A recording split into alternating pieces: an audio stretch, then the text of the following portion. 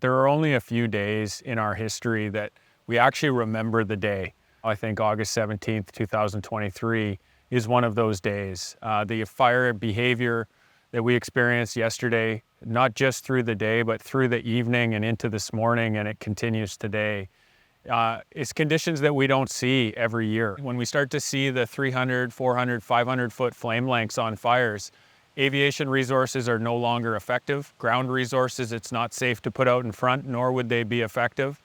And so really it is about trying to get people out of the way, ensuring that we're doing everything we can to protect homes and infrastructure. But it's a very challenging environment when a fire gets up and has the ability to run like we saw so many fires do yesterday. So yesterday a cold front moved very quickly across the province from north to south.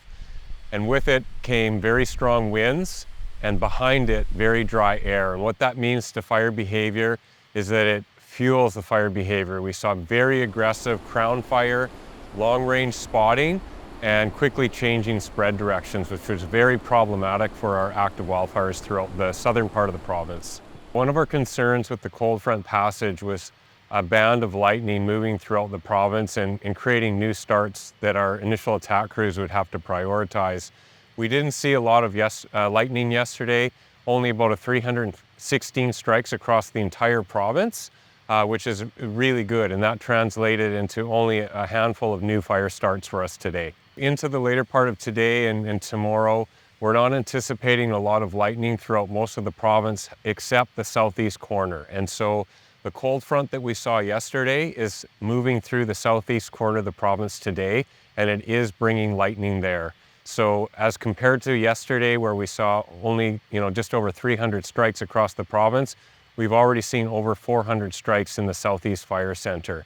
It's going to bring gusty winds, shifting winds, and that dry air mass to the southeast. So that corner of the province is still of concern to us today and through the weekend. I think given the circumstances in the interior right now, my recommendation is that you don't come to the interior and you really look to stay where you are, where your home is. Stay close to your home. This isn't a great time even to go out and be recreating if you aren't able to pay attention to what's happening with the weather and the fires across the province. But please, we have emergency personnel all over the interior, especially up and down the Okanagan corridor. You will have the potential to get in the way of our response effort, and the response effort is vast. And so we really encourage everybody to stay out of the interior, stay out of the Okanagan right now, so that we can really get to work on response on this fire. It's really challenging, and I know the impact that fires have on BC communities, and we've experienced it all too often in the last 5 years. With that, we recognize that some people have made the choice to stay when they're under an evacuation order. I just can't stress enough, given the conditions, given the fire on the landscape, now is not the time to ignore evacuation orders. If you are placed under an evacuation order, please leave the area.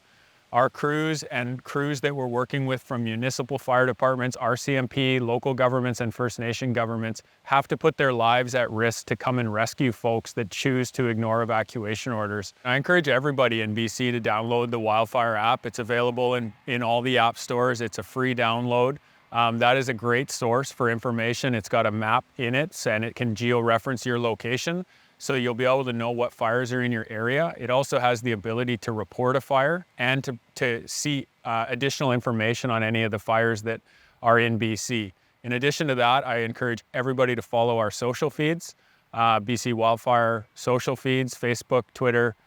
We have a YouTube channel. And lastly, I encourage everyone to also bookmark bcwildfire.ca, and in particular the Fires of Note page, where you will see critical information, resource information on all of our fires, but including our fires of note, which may also have additional information from our incident management teams and incident commanders running those fires.